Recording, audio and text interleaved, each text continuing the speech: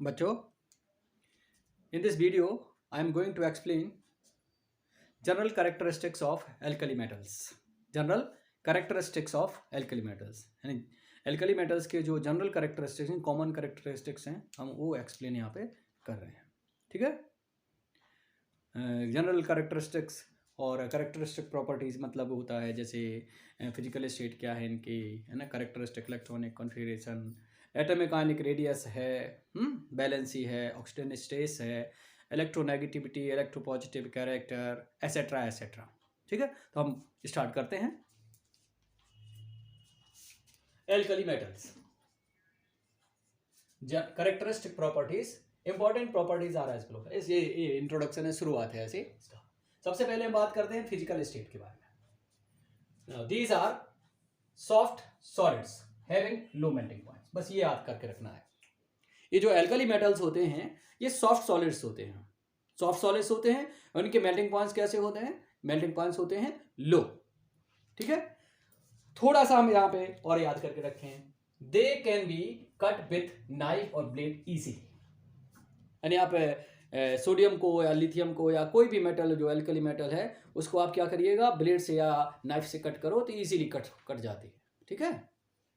यहाँ पे एक छोटा सा याद करके रखना पड़ेगा, ये जो लिथियम है ना, लिथियम थोड़ा सा एबनॉर्मल है. क्या है एबनॉर्मल? ये हार्डर है, रिस्पेक्टिवली हार्डर है. बाकी और एल्कली मेटल्स के कंपेरेटिवली जो लिथियम है ये क्या है, ये रिस्पेक्टिवली हार्डर है. ठीक. अब हम बात करते हैं characteristic electronic configuration. Characteristic electronic configuration of alkali metals. What is the meaning of characteristic electronic configuration? Electronic configuration का वो पार्ट जो एलिमेंट्स की प्रॉपर्टीज को डिसाइड करता है. Part of electronic configuration which decides properties of elements, उसको कहा जाता है कैरेक्टरिस्टिक इलेक्ट्रॉनिक कॉन्फ़िगरेशन. ये क्या होता है? आमतौर पे आउटर मोस्ट सेल का electronic configuration characteristic electronic configuration होता है. किसके लिए? मेनली एस ब्लॉक एलिमेंट और पी ब्लॉक एलिमेंट के लिए तो यही होता है. ये एल्कली मेटल्स क्या है? एस ब्लॉक एलिमेंट है. Outer most shell has 1 electron. किसी भी एल्कली मेटल को इलेक्ट्रॉनिक कॉन्फ़िगरेशन आप डिटरमाइन करिए, आपको उसके आखिर में क्या मिलने वाला है? S1, 2s1, 3s1, 4s1, 5s1, 6s1, 7s1, है ना. तो ये इसको हमने कॉमनली क्या लिखा? NS1. N का मीनिंग हो गया 2, 3, 4, 5, 6, 7. सो characteristic electronic configuration of alkali metals is NS1. ठीक. इसका मतलब क्या है? ये हमें बताता है कि जो डिफरेंशिएटिंग इलेक्ट्रॉन है ना एल्कली मेटल्स का, वो कहाँ जाता है? वो आउटर मोस्ट सेल के एस सब सेल में एंटर करता है. और इसके अलावा और क्या बताता है? और आउटर मोस्ट सेल में कितने इलेक्ट्रॉन है? 1 इलेक्ट्रॉन है. Outer most shell has 1 electron. ये इंफॉर्मेशन सब कैरेक्टरिस्टिक इलेक्ट्रॉनिक कॉन्फ़िगरेशन से मिल जाती है. Outer most shell has 1 electron. इससे हमें वैलेंसी के बारे में भी इंफॉर्मेशन मिल रही है, ऑक्सीडेशन नंबर के बारे में भी, इलेक्ट्रोपॉजिटिव नेचर के बारे में, बहुत सारी नेचर्स के बारे में इसी से पता लग जाता है कैरेक्टरिस्टिक इलेक्ट्रॉनिक कॉन्फ़िगरेशन से. अलग अलग स्टेप में उसके बारे में बात करेंगे. ठीक है. अब next one, atomic and ionic radii. Atomic radius का मतलब radius of atom. Ionic radius का मतलब radius of ion. Atomic size और आयनिक साइज ऐसे भी इसको डिस्क्राइब किया जाता है.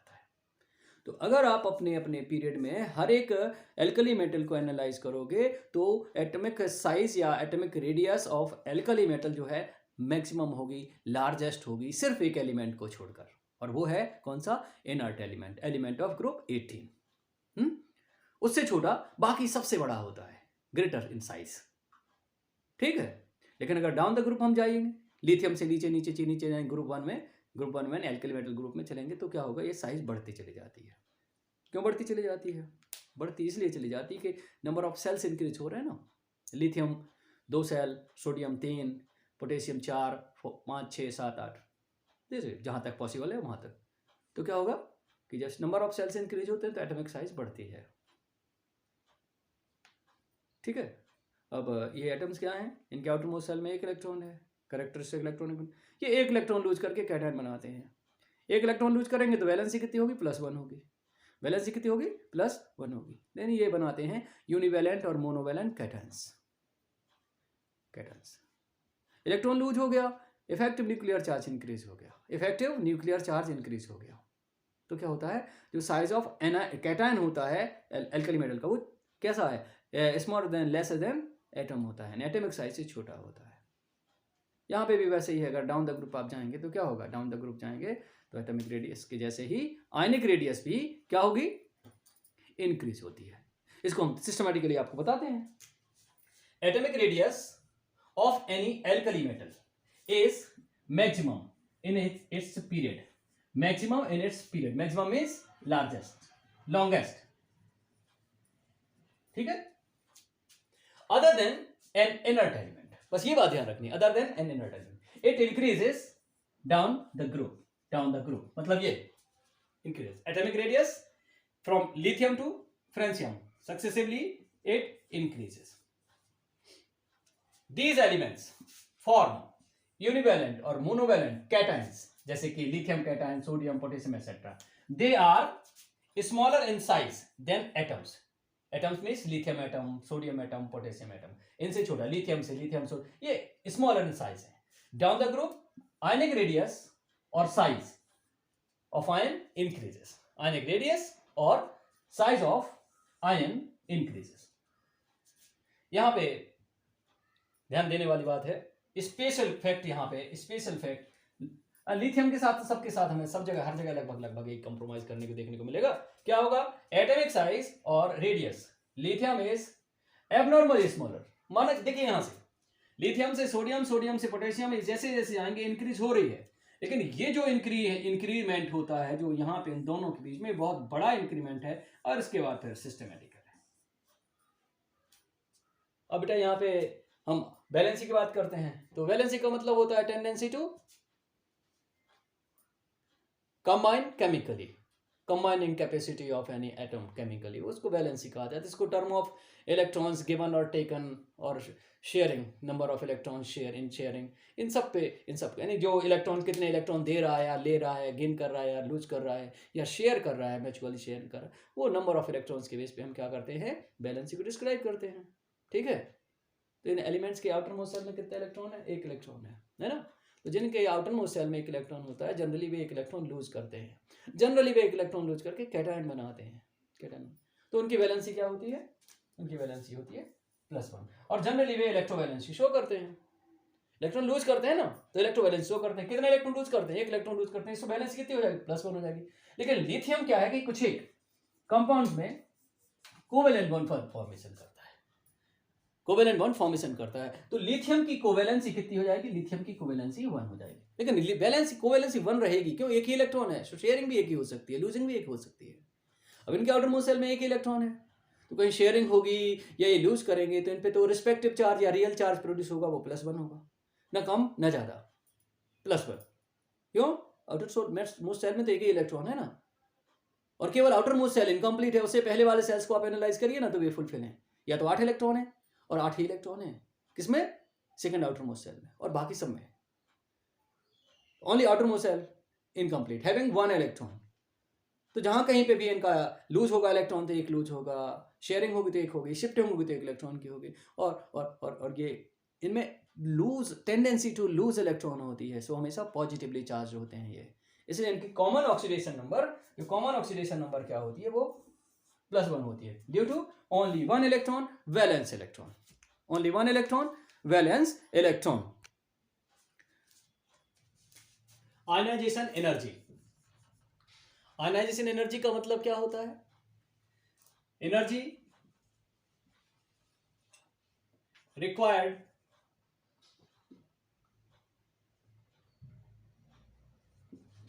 To lose, to remove 1 electron.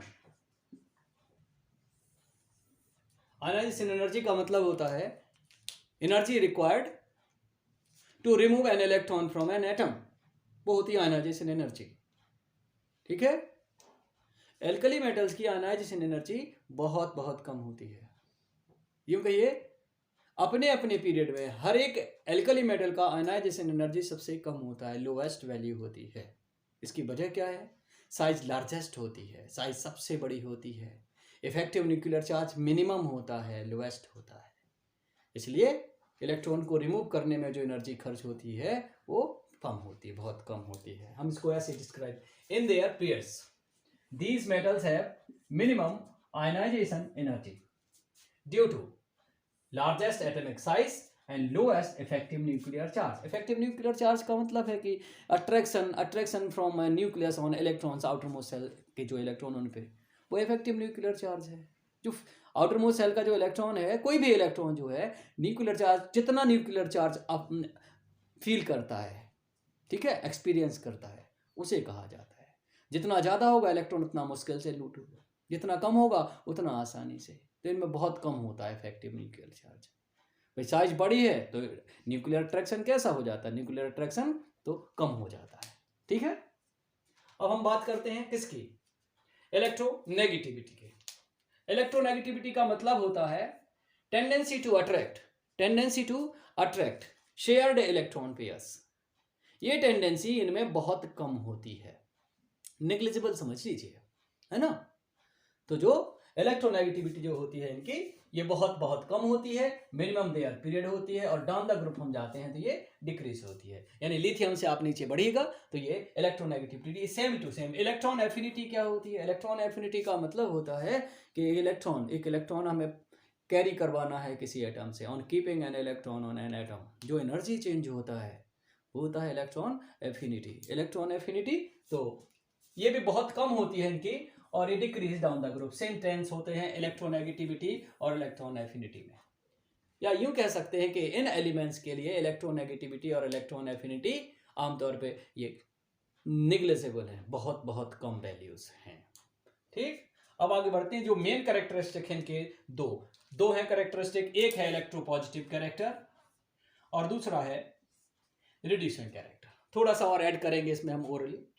Electropositive character, they are strongest electropositive metals due to lowest ionization energy। सबसे कम आयनाइजेशन एनर्जी है, तो ये स्ट्रॉन्गेस्ट इलेक्ट्रोपॉजिटिव मेटल्स है, ठीक है। क्यों, जितनी ज्यादा कम होती है आयनाइजेशन एनर्जी उतना आसानी से इलेक्ट्रॉन लूज करते हैं। having strong tendency to form univalent ions by losing one electron। एक इलेक्ट्रॉन लूज करके कैटायन बनाने की इनमें स्ट्रॉन्ग टेंडेंसी होती है, ठीक है। अगर हम डाउन द ग्रुप जाएं तो ये टेंडेंसी क्या होती है, इलेक्ट्रोपॉजिटिव कैरेक्टर, सॉरी, ये टेंडेंसी इंक्रीज होती है, increase. Electropositive nature of alkali metals down the group increases. एक बार फिर, स्ट्रॉन्गेस्ट इलेक्ट्रोपॉजिटिव मेटल्स हैं, स्ट्रॉन्ग, उसकी वजह क्या है, due to lowest ionization energy, और इसी वजह से इनमें क्या है, strong tendency to form univalent cations by losing one electron. Univalent क्यों बनाते हैं, आउटर मोस्ट सेल में सिर्फ एक इलेक्ट्रॉन है तो एक इलेक्ट्रॉन लूज करते हैं। जैसे ये lithium forms lithium cation, sodium forms sodium cation, lithium electronic configuration 2-1, sodium electronic configuration 2-8-1, 1 electron is loosen by lithium और सोडियम एटम्स। अब हम बात करते हैं रिड्यूसिंग नेचर की। रिड्यूसिंग नेचर का मतलब क्या होता है, tendency to reduce some other substance, tendency to give electrons to other substance. ये ऐसे एटम्स हैं, एलिमेंट्स हैं, आसानी से इलेक्ट्रॉन लूज करते हैं, आसानी से इलेक्ट्रॉन देते हैं दूसरों को। बस जितना आसानी से लूज करेंगे उतना आसानी से देंगे, और जितना आसानी से इलेक्ट्रॉन देंगे उनकी रिड्यूसिंग नेचर उतना ही स्ट्रांग होता है। All these elements are strong reducing agents, यूं कह सकते हैं स्ट्रॉन्गेस्ट रिड्यूसिंग एजेंट्स, ठीक है। Strongest reducing agents due to lowest ionization energy. They have a strong tendency to give electrons.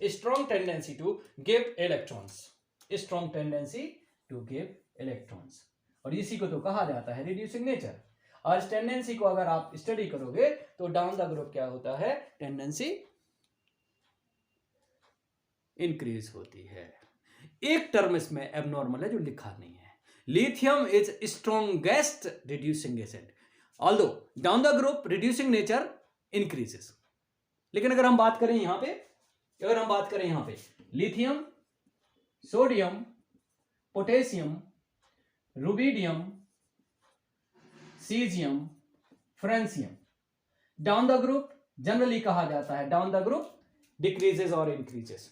तो reducing nature down the group क्या हो रहा है, इंक्रीज कर रहा है। लेकिन इन सब में हम बात करें तो ये स्ट्रॉन्गेस्ट है, फिर इसके बाद फिर इंक्रीज होता है, यहां से यहां डिक्रीज और फिर यहां से आगे बढ़ते हैं तो इंक्रीज होता है। Lithium is strongest reducing agent. ठीक है, ये हैं general property, general characteristic properties of alkali metals.